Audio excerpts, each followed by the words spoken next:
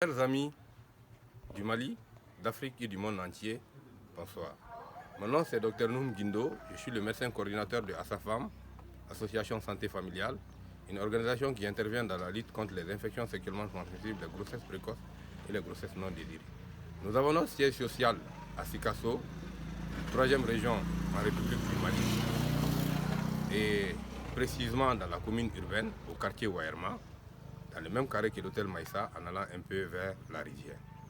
Je voudrais m'entretenir avec vous aujourd'hui sur un sujet d'actualité, un problème de santé publique dont les gens en parlent peu ou n'en parlent même pas. Il s'agit des infections sexuellement transmissibles. Qu'est-ce que c'est qu'une infection sexuellement transmissible? Une infection sexuellement transmissible est une infection généralement contractée lors d'un rapport sexuel non protégé avec une personne infectée. Il existe 3 grands groupes d'infections sexuellement transmissibles. Les infections sexuellement transmissibles avec écoulement, les infections sexuellement transmissibles avec plaie et les infections sexuellement transmissibles sans signe apparent. Les infections sexuellement transmissibles avec écoulement, parmi ceux-ci on peut citer les pertes blanches en jargon facile qui sont généralement dues au cervicite ou au vaginite, qui se caractérisent par un écoulement blanchâtre venant de l'appareil génital de la femme.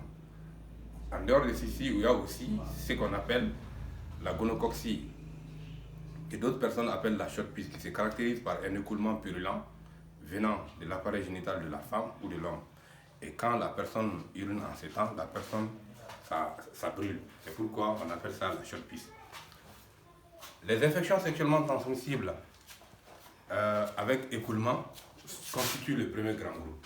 Maintenant, le deuxième grand groupe, c'est les infections sexuellement transmissibles avec plaie. Parmi ceux-ci, on peut citer le chancre mou, la syphilis, qui se caractérise par soit des plaies ou par, comme on appelle, des boutons multiples.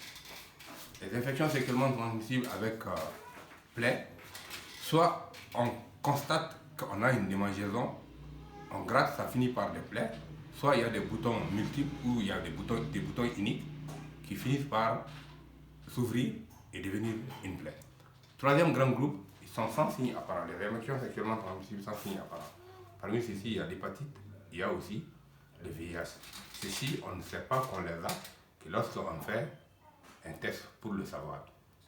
Maintenant, les infections sexuellement transmissibles les plus couramment rencontrées au Mali sont la gonococcie que les gens appellent la short piece en bambara, la syphilis que les gens appellent tonsonimi, il y a aussi l'herpès que les gens appellent foro-foro, il y a le chancre mou que les gens appellent dana. Dana pourquoi? Parce que les gens, ça se caractérise par une plaie que les gens considèrent que généralement c'est des sorts que certaines personnes lancent à un homme ou à une femme qui couche avec leurs hommes. En bambara, dana, ça veut dire causer, quelqu'un qui a causé quelque chose.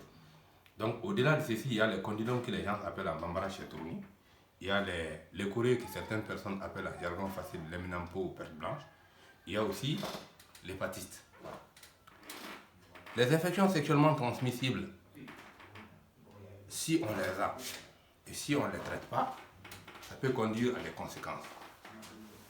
Maintenant, avant d'arriver aux conséquences, c'est important de savoir les modes de transmission des infections sexuellement transmissibles.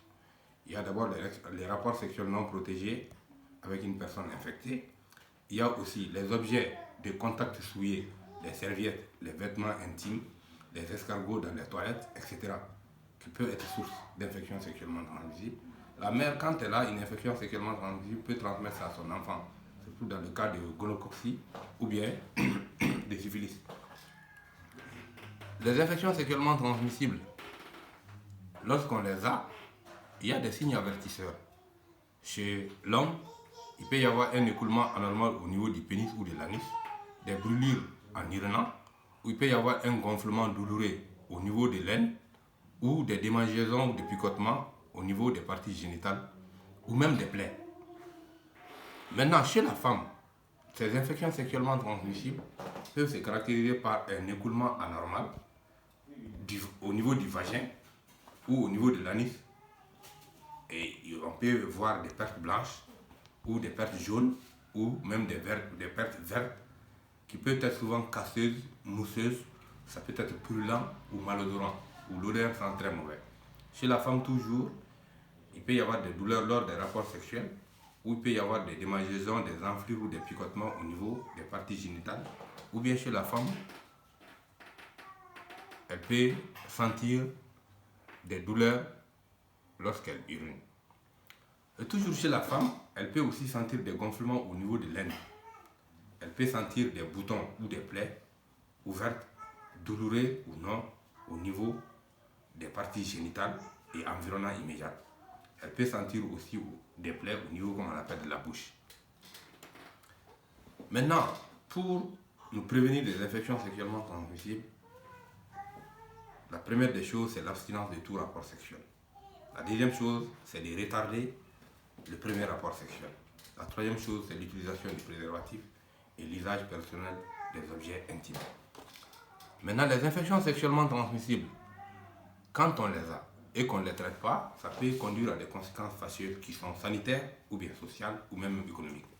Sanitaire, il peut y avoir l'infertilité, qui est une difficulté d'avoir d'enfants. Cela peut apparaître chez l'homme ou chez la femme. Ou bien la stérilité, qui est l'impossibilité même d'avoir d'enfants. Les grossesses extra-utérines sont aussi une conséquence d'infections sexuellement transmissibles. Les avortements spontanés ou prématurés sont des conséquences des infections sexuellement transmissibles. Certaines malformations congénitales sont aussi des conséquences d'infections sexuellement transmissibles. Il y a la cécité aussi chez le nouveau-né, qui peut être considérée comme souvent une conséquence d'infections sexuellement transmissibles. Comme conséquence d'infections sexuellement transmissibles, il y a même la destruction de l'appareil génital. Certaines infections sexuellement transmissibles, quand elles ne sont pas traitées, peuvent conduire même au cancer. Et certaines infections sexuellement transmissibles peuvent être source de troubles mentaux ou même de morts précoces. Tout ça, c'était des conséquences sanitaires qu'on était en train de citer. Maintenant, au-delà de ces conséquences sanitaires, il y a des conséquences sociales. Parmi celles-ci, il y a la dislocation familiale. Les divorces que vous pouvez constater, on peut constater souvent en des fois, peuvent être dus à des infections sexuellement transmissibles, non traitées ou mal traitées. L'impossibilité d'avoir, comme on appelle, un enfant peut être source de tension, comme on appelle, dans un foyer, et ça peut conduire même à la dislocation du foyer. Maintenant, ça peut être source de marginalisation, de rejet ou d'intolérance, même les infections sexuellement transmissibles non traitées. Ça peut être source aussi de discrimination. Maintenant, sur le plan économique, ces infections sexuellement transmissibles non traitées peuvent augmenter les dépenses. Ça peut être source de perte de revenus, ça peut être source de baisse d'épargne, ça peut être source de baisse même de main-d'œuvre.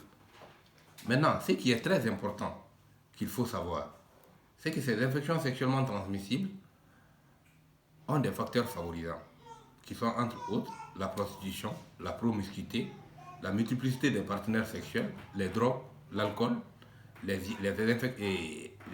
conflits et les guerres, les pratiques traditionnelles chez nous telles que les vira et sorora, ou les mariages précoces, ou même des excisions, peut-être sources d'infection. Maintenant, ce qui est très important, c'est qu'il faut savoir, ces infections sexuellement transmissibles ont des conséquences fâcheuses qui sont vraiment graves que le fait d'en parler. Le fait de ne pas en parler, le plus souvent, c'est ce qui conduit à ces conséquences. Sinon, chaque fois qu'on a une infection sexuellement transmissible, il y a des signes avertisseurs. Ce que je souhaiterais réellement, c'est d'expliquer à tout un chacun que nous devrons comprendre que l'œil, la bouche, le bras sont tous des éléments d'un même corps humain. Tout peut tomber malade. Et quand on a des problèmes au niveau, comme on appelle, des appareils génitaux, nous devrons en parler. Et quand on a une infection sexuellement transmissible, nous devrons chercher à nous rendre, comme on appelle, dans les centres de prise en charge tels qu'à sa femme, ou même dans les CESCOM, ou dans les CCRF, ou dans les hôpitaux, ou même dans les cliniques privées, pour se traiter et traiter aussi, comme on appelle, ses partenaires. Les infections sexuellement transmissibles de nos jours causent d'énormes problèmes. Nous devrons en parler pour sauver des couples. Je souhaiterais réellement que toi qui es en train de regarder cette vidéo, que vous partagiez, parce que ça peut être une raison de sauver des couples. Merci pour votre aimant, papa.